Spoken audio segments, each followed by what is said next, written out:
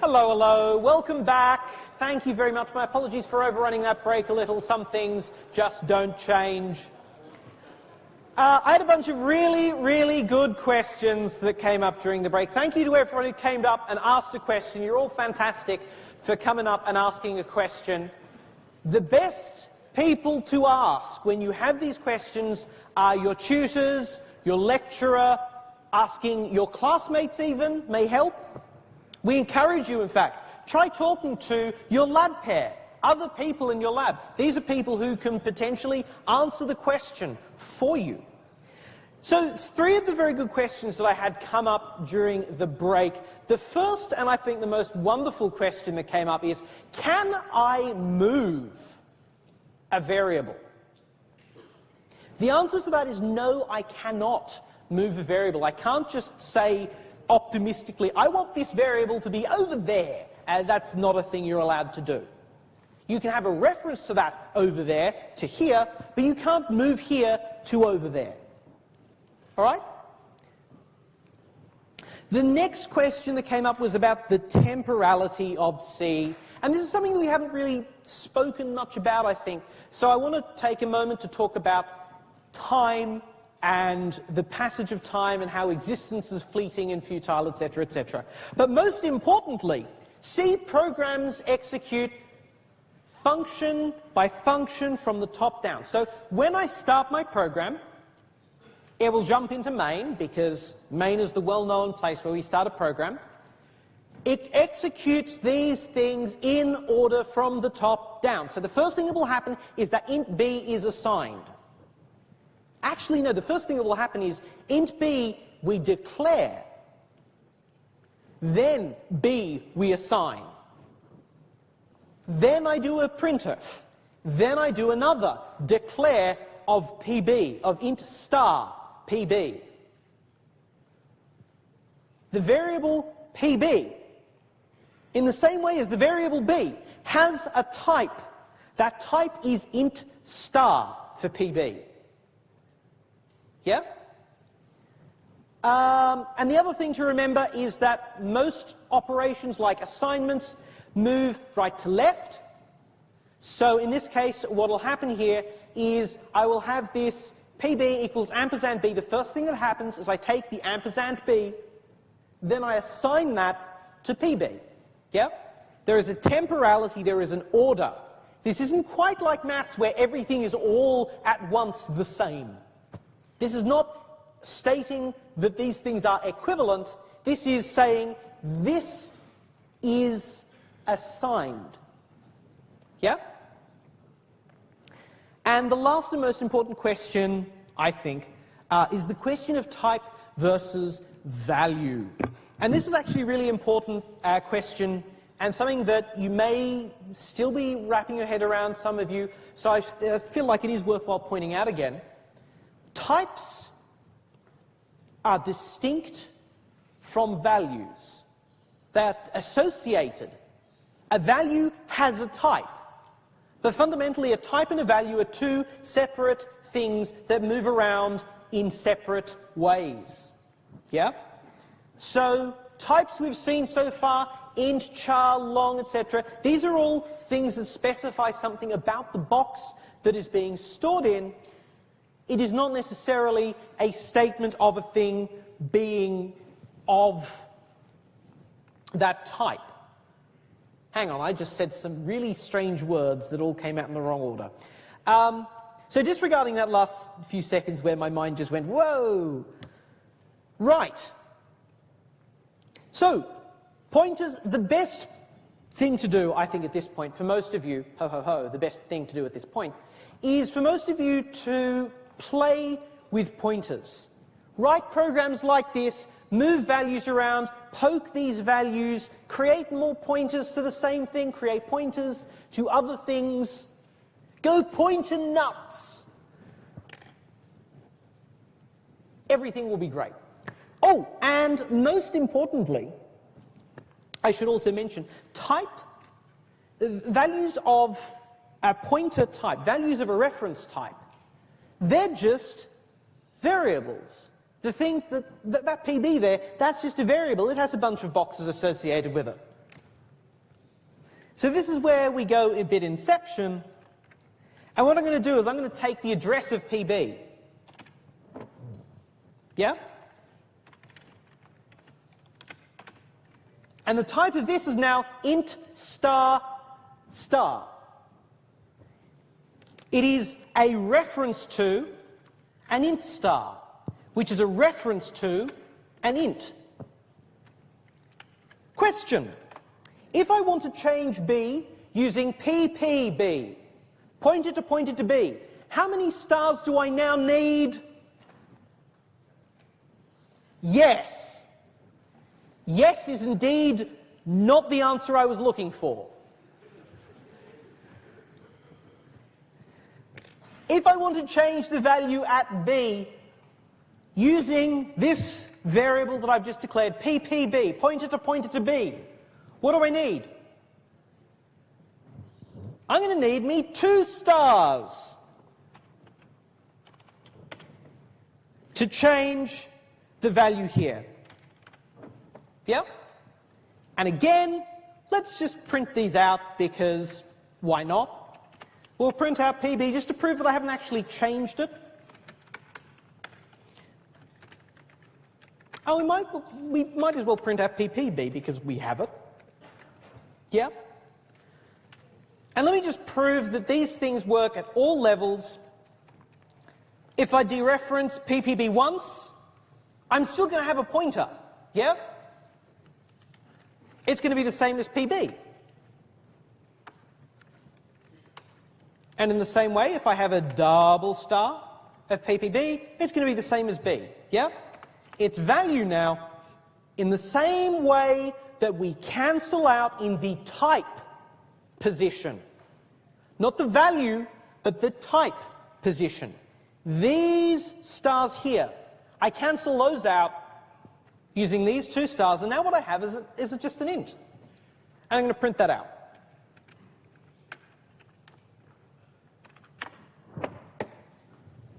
Okay, so it's a whole bunch of new output here. PPB's value is the location of PB. What's at the location of PB, PPB? This value, which you should recognize as being this value, because they are one and the same, and there it is again there. And if I star star PPB, I cancel out those 2 references, I get B again. And you can do this as many times as you like. There's an old adage that says something along the lines of, you can tell how good a C programmer is by the number of stars they use. A 1-star programmer, you might want to hire them. They're pretty good. A 2-star programmer, yes, they're very good. A 3-star programmer is insane. But I recommend playing with these pointers, these references. Have stars, have ampersands falling out your ears for the next week or 2, just to get your head around this idea. This is extremely important, and you will need this for basically the entire second half of the course.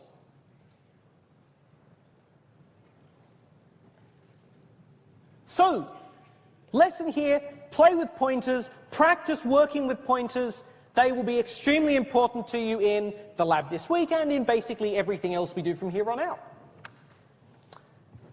All right, let us flip back to where we were up to, which is looking at strings.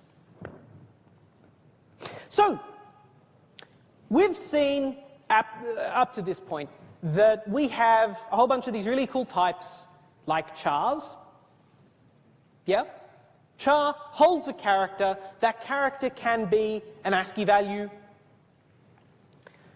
And if I put that value in a bunch of double quotes, what I get is a string literal.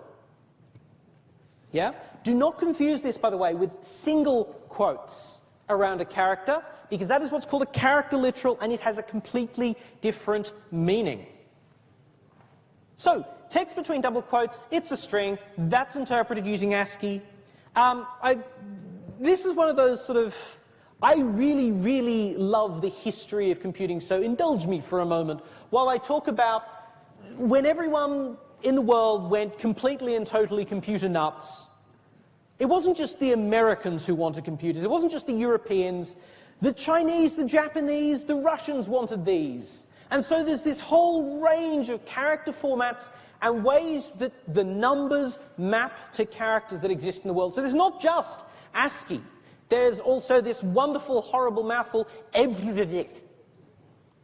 This is one of those horrible standards that thankfully went away. But there's also COI8R, whose name I will not attempt to pronounce because it's Russian and my Russian is terrible. There's also Shift-JIS, which is used to encode Japanese characters. There's a whole range of these for all these different writing systems. Name a writing system I will probably remember from the articles I was reading earlier today, the character encoding that we came up with in the 70s. And all of these character encodings work in basically the same way. We have this table of a character to the number that would be used to represent it. And, you know, that worked fairly well, but when the internet started to come along and when computers wanted to be connected together, we ran into real problems because my good friend's Russian computer could not talk to my good friend's Japanese computer, and I couldn't talk to either of them from my extremely flaky computer. So we've mostly stamped out all of these character formats. There's still a few lingering around. We've replaced them with this beautiful standard called UTF-8, developed by the Unicode Consortium. They are a group of fantastic people. If you think, I've heard that before, yes, the Unicode Consortium are the people who are responsible for emoji. They are the people who keep track of the emoji standards and so on. But most importantly, Unicode and UTF-8, which is what most of your terminals are set up to display, is just ASCII compatible. So in the same way that I can just print out characters in the 1970s, I can print out exactly the same characters now.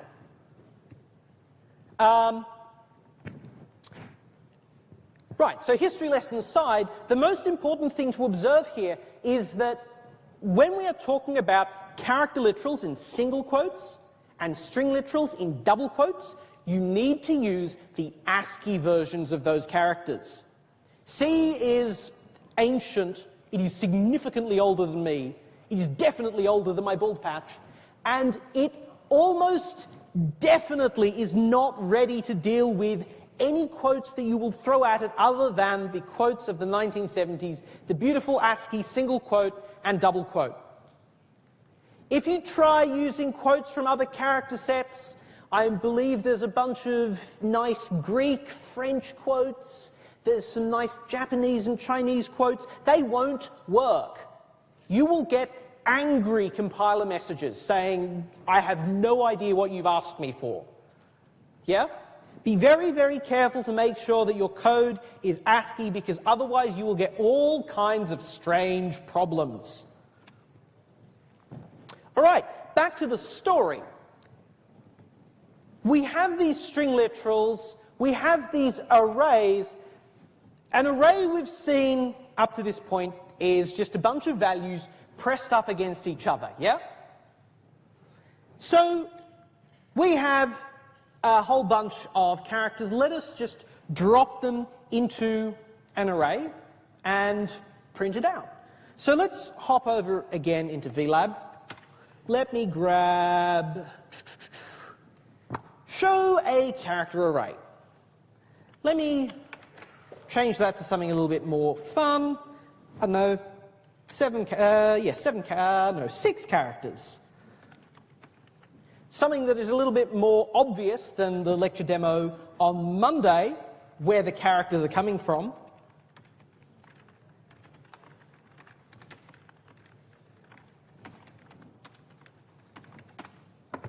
All right, I've got a bunch of characters here. Here we have a very simple function, and this is basically exactly the same as a whole bunch of the functions you're going to be writing in labs this week. This is what we call a fold. It takes a list of things, an array of things, it does something for one particular thing, and then it does something for all of the other things. And it keeps doing that until it's run out of things to deal with. And in this case, we've said the number of things we're going to deal with is this size value. Yeah? So if I were to come along and say, yep, show character array of 6 characters, remember that by convention, the size of the array comes before the array itself. So by convention, I will say 6, and then I will say, here is the array that contains 6 elements.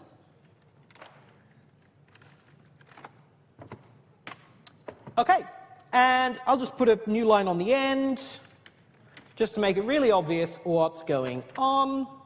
Okay, so what's going to happen here is we're going to step into this loop. We're going to go through this loop character by character. We're going to take one particular index of the array. Remember that to index an array or to subscript an array, you use square brackets. And then we move along the index by 1 using the plus plus operator, another one of these wonderful unary operators that crawls out of the woodwork every so often. Let's compile. Show character array. I will want some more of that terminal over here, thanks. Show character array.c.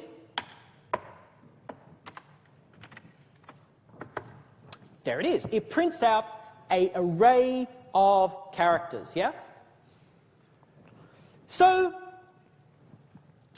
this is all very nice, but when you look at functions that actually deal with strings, you're not telling them how long the string is that you're going to go and print. If you look at this printf, it's taking a string. It's taking a string literal, in fact, and it's right there. It is this double-quoted new line. Yeah? So how do we work out how long a string is without knowing without being told how long it is? With an array, the problem is we don't have any way to work out where the end of it is. Yeah? That's what we're using the size for. We're using the size to work out where the end is, where we should stop. With a string, with a character array that is a string, we have a slightly different technique, and the trick is, in this case, I will specify it's got 7 characters. We have this magic character that goes on the end of the string. And we call this character the null terminator. Now, the null terminator is really quite interesting. And if you did the, I think it was show characters or character indexes activity, one of the activities, the warm-up activities from this week's lab, you would have seen all of these characters. You may have even seen the character 0, or rather where it wasn't, because most functions in C that deal with strings go, null terminator, I'll just stop here. That's what the null terminator is here for. It is what is sometimes referred to as a sentinel value. It sits at the end of the string and says this is where the string ends. Yeah? If, to give you an example of where this would work, if I were to say I have an array of positive numbers, what would be a good sentinel value to say here is the end of the array? -1. That would be a brilliant sentinel value. It's something that isn't in the character set we're talking about. It isn't in, sorry, the data set we're talking about. In this case, the data set we're talking about is the character set ASCII. In ASCII, the 0 character is not there, it's the null character. So we can now deal with this as a string. So this show char array will work, of course. If I were to say print out all 7 characters of that, that will continue to work.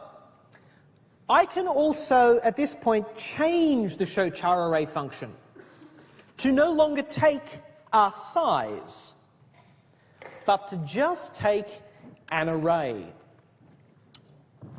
Now here is where this gets really interesting, and where, for those of you who thought, pointers, that's the last we're going to see of them, here come the pointers again. Oh no! Every time you pass an array into a function,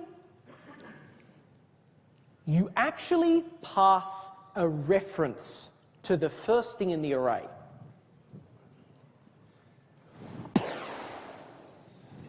Every time you pass an array into a function, well, every time you pass a value into a function, you can just copy the value into the function. Yeah? There's a hole in the function, perfect size, you just put your value in there, function goes away, does something, comes back, gives you a result. With an array, I don't know how big the array is.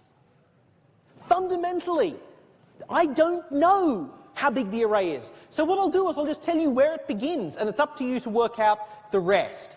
And this is why we have this convention of saying, how big is the array? Here is the value. With a string, though, we have a way of spotting the end. We have the null terminator. And so most string functions just say, I take a character pointer, because they don't really need to think about the wonderful world of arrays. A pointer, incidentally, behaves just like an array to make this work seamlessly and beautifully. You can subscript a pointer. You can use square brackets on a pointer, and it will have the same result as if I used a star on that pointer. So if I were to say, I want star of str, and incidentally this works the other way as well, arrays are all pointers as well, so I could say this is going to be, of course, the same as str at 0. Yeah? That there is a statement of fact. I could wrap that in an assert, it would be fine. Yeah? So, in my function down here, what I'm going to do is, instead of waiting until I reach the size, because I don't actually have a size, I am going to, however, hold on to an index. Yeah? But again, I don't have a size, so I now need to work out where I should stop. Where should I stop? At the null terminator. So, in exactly the same way as I would dereference an array and compare its value, I will dereference this array through a pointer. And it just works exactly as I would expect. So I can say, while array at index, yeah, is not equal to my magical null byte, then I will continue to print out that character and move along. Yeah? So, we've got here all the parts to make this work. We have a character array. It's got a null terminator on the end. What do you find on the end of a string? I hear a few people say it. You find a null terminator. What do you find on the end of a string? That's what I like to hear. There'll be a quiz on this next week. This is the only thing in the years that I've taught this sort of course. This is the only thing that I've basically gone, you need to learn this. This is the one thing that you should just be able to spit back out of me when I ask you, very simple question, what do I find on the end of a string? Thank you. Okay, there is my null terminator on the end of my string. I'm now going to print out this string, this character array.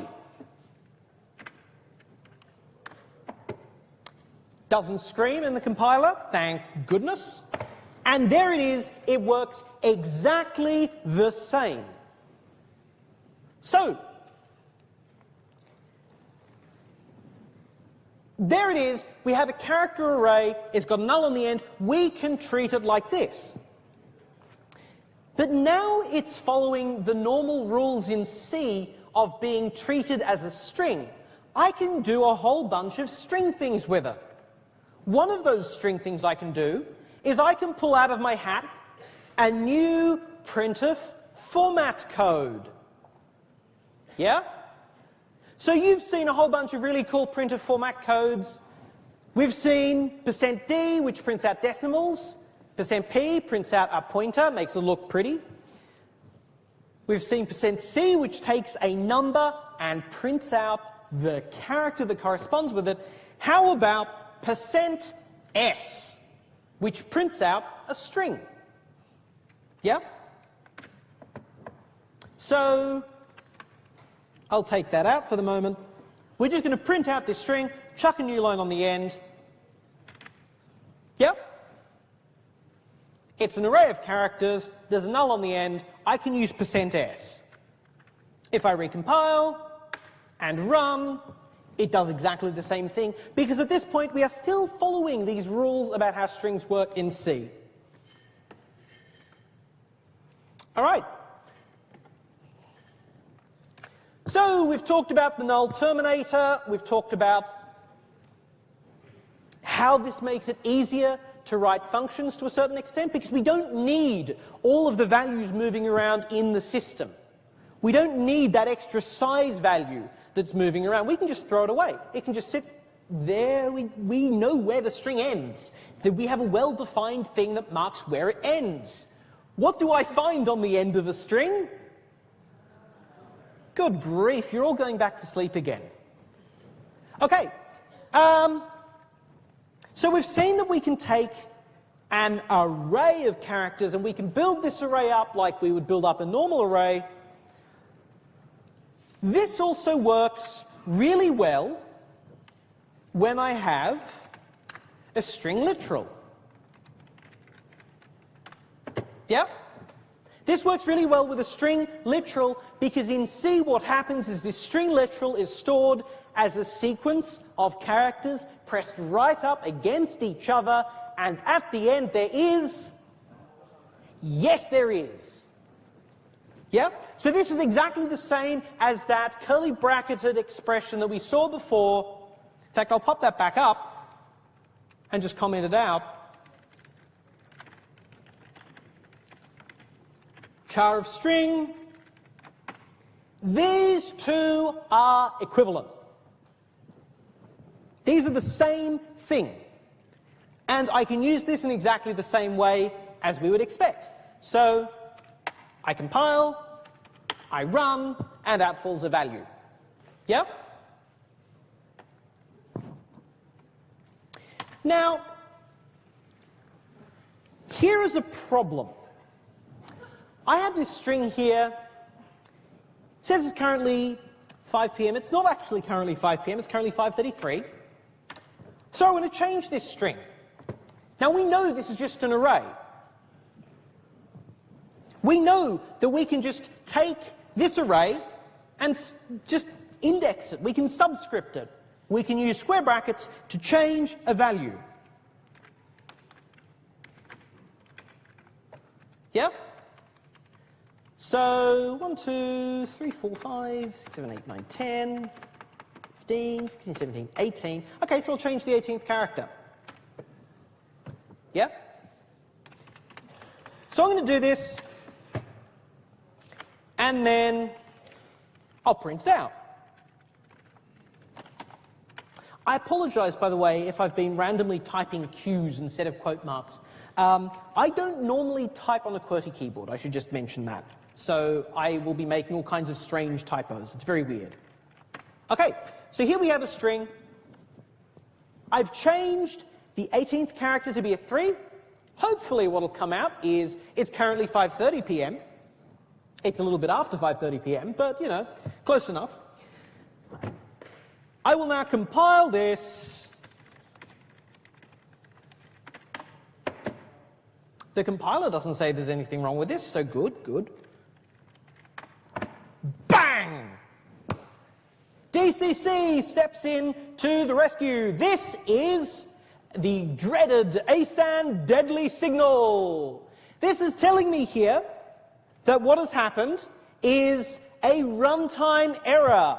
I have hit an illegal array pointer or other operation, and it's stopped the program. This isn't just DCC that will do this. The bit where this is ASAN deadly signal tells me this will happen always using whatever C compiler I use to run this code, and I'll demonstrate that. I'll use GCC to do this. GCC being another one of the C compilers that is famous and popular, and it does the same thing, except far less beautifully, and now you see why GCC is lovely. It just says the cryptic and horrible segmentation fault. And we'll talk a little bit more about what that means. Where is this segmentation coming from in a moment, and why is it faulting? Who's this general failure, and why is he reading my hard disk? But you see here, I have my string, I look at the 18th thing in the string, that's decimal 48, the character 0. If I try and change that, the program crashes. The reason this is an illegal operation is because of the way your program is loaded into memory. And so we're going to wrap up today by talking a little bit about how memory works and how your program lives in memory. Next week we're going to talk a lot more about this, but for now, let's talk about how your program sits in memory. So, memory is just a series of boxes, yeah? We've seen this before. I can draw as many boxes as I like. I can draw boxes until the cows come home. Yeah, I can't just draw them right up against each other because there are just so many damn boxes. There's so many characters, there's so many boxes, there's so many bytes in memory to just draw them all out in a horizontal line. So what if we drew this in lines and we zoomed out a very, very long way? What we wind up with is a block of memory that looks a bit like this. And we'll just walk through this piece by piece. And what I'll do is, if I'm really lucky, I will be able to use this wonderful diagramming tool. Yes! I love it when this stuff just works. So, let's start by just saying, here is all of memory. There it is in its gruesome detail. A lot of detail, yes, very good.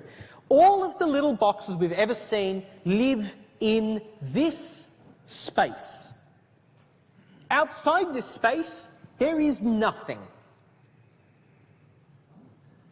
This space, however, is big. Really big. You won't believe how vastly, mind-bogglingly huge this space is. There are 4 billion. Hang on, have I got that right? Yes, 4 billion. There's a bit over 4 billion possible boxes in this space. So that's plenty of room for you to work in. We hope. We hope it's plenty. Anyway, the most important bit to note, I'll just split that range in half because I can. The most important thing to note, though, is that up here, there is really, really dangerous stuff. Do not look in this range here. If you look in this range here, you will get exactly the same ASAN deadly signal. You will get exactly the same segmentation fault. Actually, you may even get something like memory error, or even more hilariously, bus error. The wheels on the bus go seg fault. This is up here at memory address 0. Yeah? And because we like dealing with hexadecimal values in computers, we will write out that whole thing as 00000000. I'll draw it all out with all 8 bits there visible to you. But this is hexadecimal address 0. Up here, there is danger, there is magic, maybe there are dragons, there are white walkers, who knows what's up there? I certainly don't. Immediately below this, however, is all of the code that you use. The printfs of this world, the get chars, the put chars, all of these library functions live in this space just below it. Yeah? So in this region here, what we have, I do wish there was a much nicer way to draw filled regions of, oh, I can. Whoa. Computers are great. I can hopefully draw a great big green stripe here, and once again say, this is the region of your program that is the support for what you do. And this is a little bit below that. This is at, say, 0x, 00, 00, no, actually, a little bit higher, 0x00, 20, 00, 00, 00, yeah? This is where the really valuable and powerful bits of your system lie, the library functions, and over the next few weeks we'll see a few more of these crawling out of the woodwork. Then, below this, oh, incidentally, I should mention, this region here, this green region, and also the red angry region up the top there, these are regions of memory that are read-only.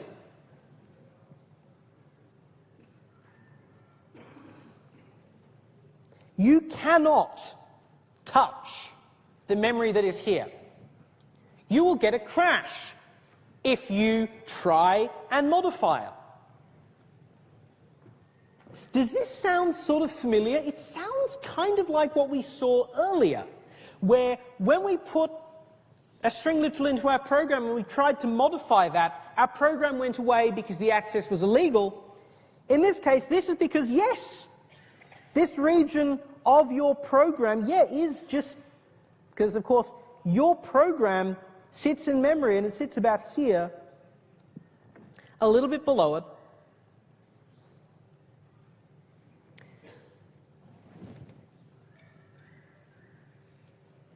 And we'll say it lives at, say, 0x40, 00000000000. Your program lives here. It is also read-only. You can't change the compiled version of your program as it's running. As hilarious and fun as that may sound, having a program that changes itself as it runs, it sounds wonderful. You can't do it.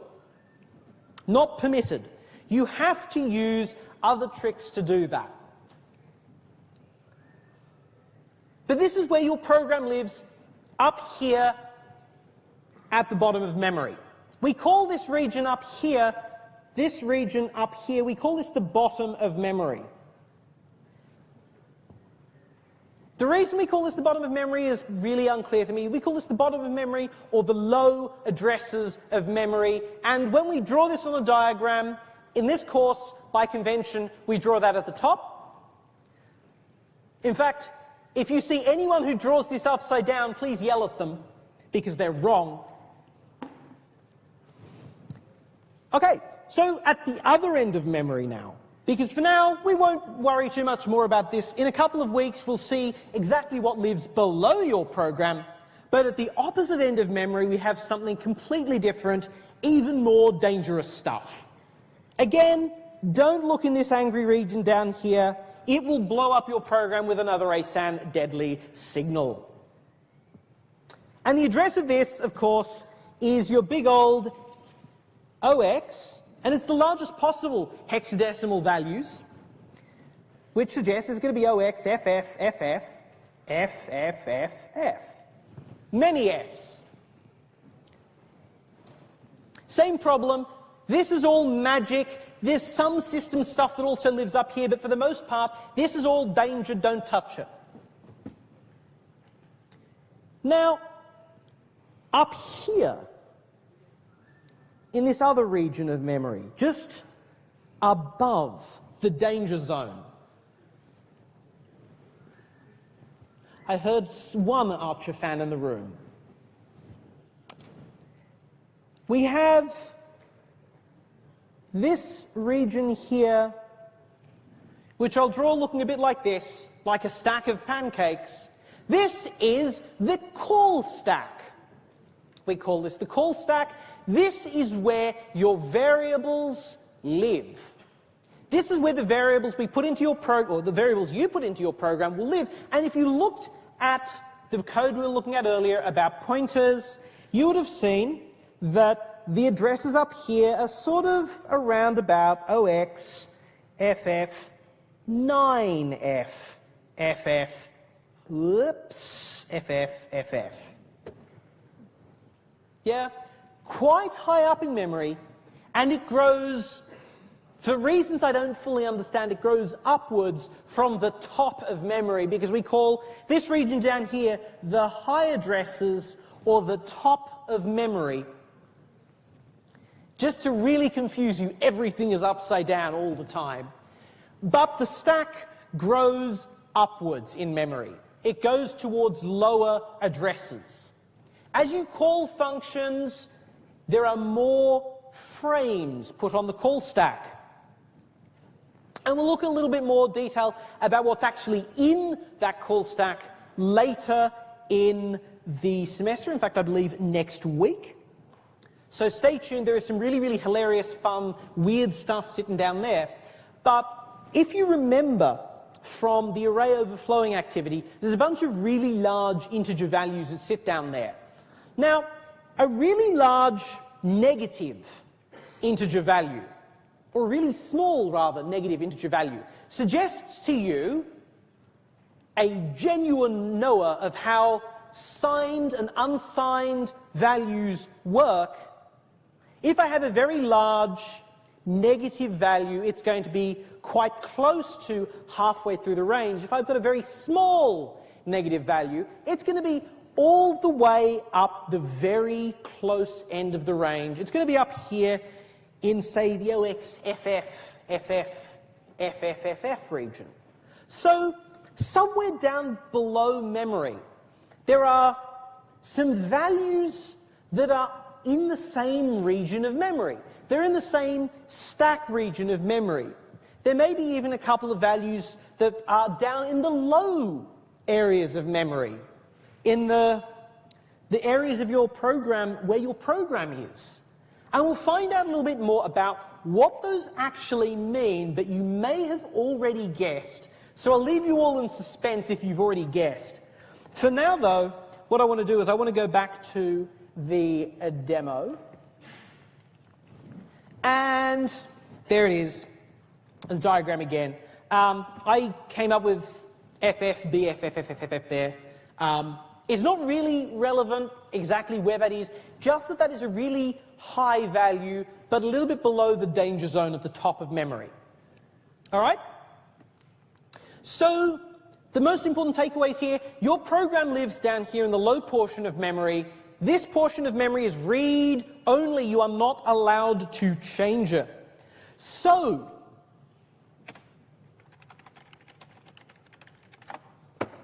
how do I stop this crash? We change our program, of course. It's the obvious way to stop these sort of crashes happening. And what we do is we don't store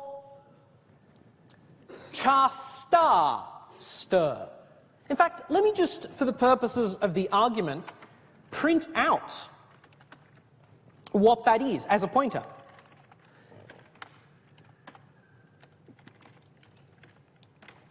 Stir is at a pointer value, of course, because it's a pointer. It's also an array. I could do this with an array value if stir was stored as an array. And if I compile this, and whoops, let's use DCC for the moment. And I'll just minimize that so you can see what the code looks like. There is the string. It's fairly low down. It's a lot higher up than I thought that would be, but that's still fairly low down there in memory. It's currently 5 p.m. No, it's not. It's 5:50. We're getting right up to the pointy end of today. So what I'm going to do is I'm going to show you how you can do this change. And the trick here is not to hold a reference to this character literal. This character literal here is stored. Ooh, good grief, it didn't like that. This character literal here is stored in the read-only portion of your program. You want this to not be there. You want this to be up in the read-write portion of your program, in the portion of your program that your variables live in, where obviously things are read-write because you can change the variables you have. So what we say is we declare a character array. I'm going to say this character array doesn't have a size for the moment. And what's going to happen when this runs is this string literal still lives in our program. It's still in our program, but the compiler turns this into one of the very few places this does happen. This will turn into a copy. The value will be copied into the array. Now, I still don't know how big this array is because there is no value given here. There's no value as I declare this array in the square brackets. So what is going to happen is it's going to work out how much memory it needs to set aside for me and give that to me. This is something that the compiler does, and it's fairly nice about doing that, but it can sometimes be a little bit flaky. So here we go. What we're going to do, we've copied into our high region of memory. So we should see a very large pointer value, should be somewhere up in the OXFFs. We're going to take that string, change one character in it, and then print it out. So as you see, that string is up a long way up. As you can also see, I can't count. So I'll change that to character 17. And there it is. It's currently 5:50 p.m. In fact, it's 5:52 p.m. So I think this is a good place to wrap it up for this week. So today we've seen pointers. Today we've seen fun stuff with strings. Today we've seen a whole bunch of really cool character exercises. We've seen segfaults galore. So thank you very much, everyone, for coming along today. For those of you who have tutorials coming up afterwards, please take a moment to take a break before those tutorials and labs. Otherwise, we'll see you in your tutorials this week, in your labs this week, and again next week on Monday. Thank you very much.